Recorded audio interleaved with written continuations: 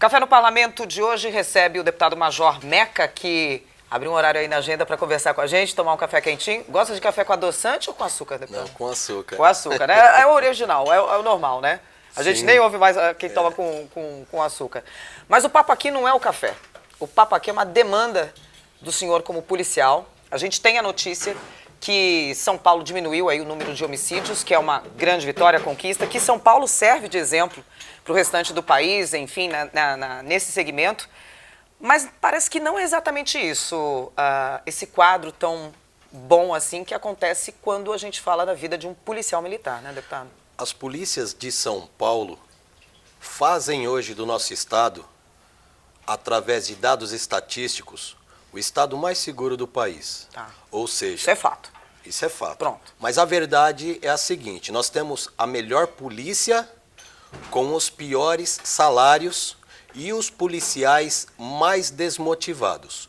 Esses resultados produzidos através da redução dos indicadores de roubo, de homicídio, de furto, de roubo de cargas, é produzido pela postura vocacionada dos nossos policiais e do sacrifício que eles fazem, né, ganhando salários míseros. Quais são os salários? De que salários que a gente fala? Porque a gente sempre fala que está muito baixo, mas Um já tem uma soldado média. hoje, um soldado ganha R$ 2.800. Eu trouxe a plenário para conhecimento de todos, porque poucos sabem disso. O olerite de um soldado que recebe líquido R$ 1.500, descontando todos os consignados que ele traz em folha de pagamento. Porque o nosso policial hoje, o que acontece com ele?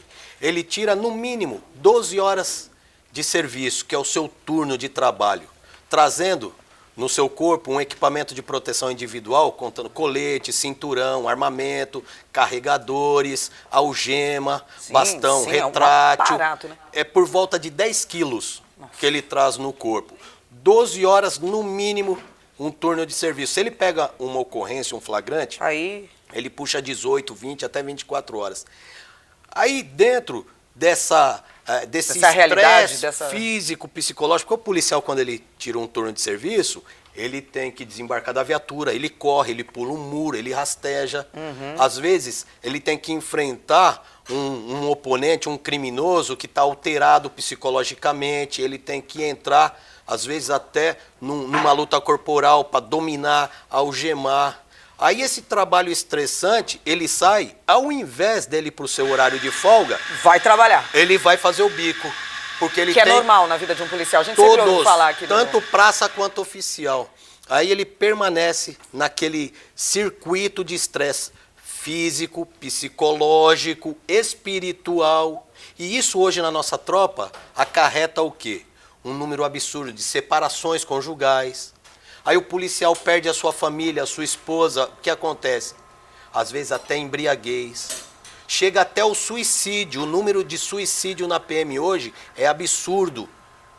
Chega próximo ao número de policiais mortos em serviço e em razão da função. Aliás, essa é uma demanda sempre trazida pelos deputados aqui, deputado Coronel Telhada, era falado pelo Coronel Camilo, o senhor fala aqui, os nossos deputados da área de segurança. É quase que diário, deputado, trazer aqui a notícia da morte de um policial? Sim, em todo o Brasil, em São Paulo, em todo o Brasil. Esse ano foram mortos 8 policiais militares. O ano passado, esse número ultrapassou de 60. O que está acontecendo?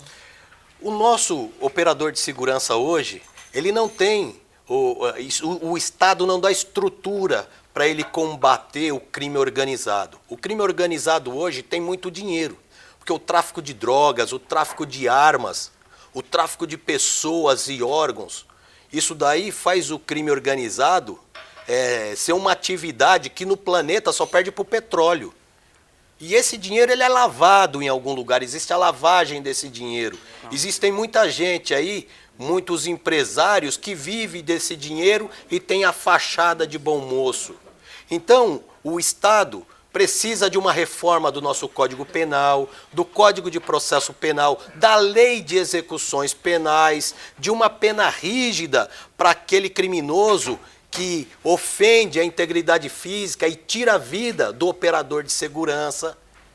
todas essas reformas, se elas não forem levadas adiante lá em Brasília, o que nós cobramos, governador João Dória, o senhor tem que pressionar o nosso Congresso para que essas leis penais sejam reformadas. Sim. E o operador de segurança pública tem a estrutura para combater o crime organizado. Porque o criminoso ele tem que ter medo do policial. Respeito, Isso quem não tem acontece é o hoje. cidadão. O criminoso, ele não tem discernimento do que é o respeito. Não, o criminoso ele respeita quem ele tem medo. O cidadão respeita, sim, pela honestidade, pela postura íntegra. O criminoso não tem compromisso com honestidade, com postura. Isso sem falar, né, deputado, que se um policial, por exemplo, em serviço ou fora dele, defende alguém, saca uma arma, precisa usar a arma, dar um tiro, ele não tem uma defesa para ele, né? Ele não tem. Ele não tem juridicamente uma estrutura Não. que defenda, a não ser que ele faça parte, por exemplo, de um sindicato, alguma coisa que tem um advogado que possa ser disponibilizado para ele, mas ele mesmo não tem essa estrutura do Estado. Ele não tem, muitas das vezes, 99%, nós policiais que fazemos uma vaquinha para dar suporte a essa defesa jurídica do policial. E nós fazemos isso, não é de vez em quando, é diariamente, sempre tem policial precisando de uma Sim. vaquinha para assistência jurídica, para comprar cesta básica. É fato, né, que um policial, mesmo quando ele está à paisana, quando ele não está uniformizado, Ele está de serviço. Ele está de serviço. Se ele presenciar uma ação, ele tem que agir.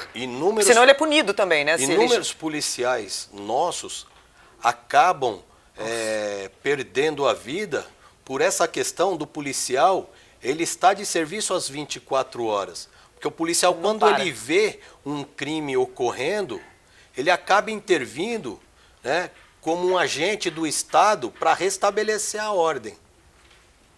Só que quando ele o faz, ele não tem amparo do Estado para isso. Do outro lado não tem.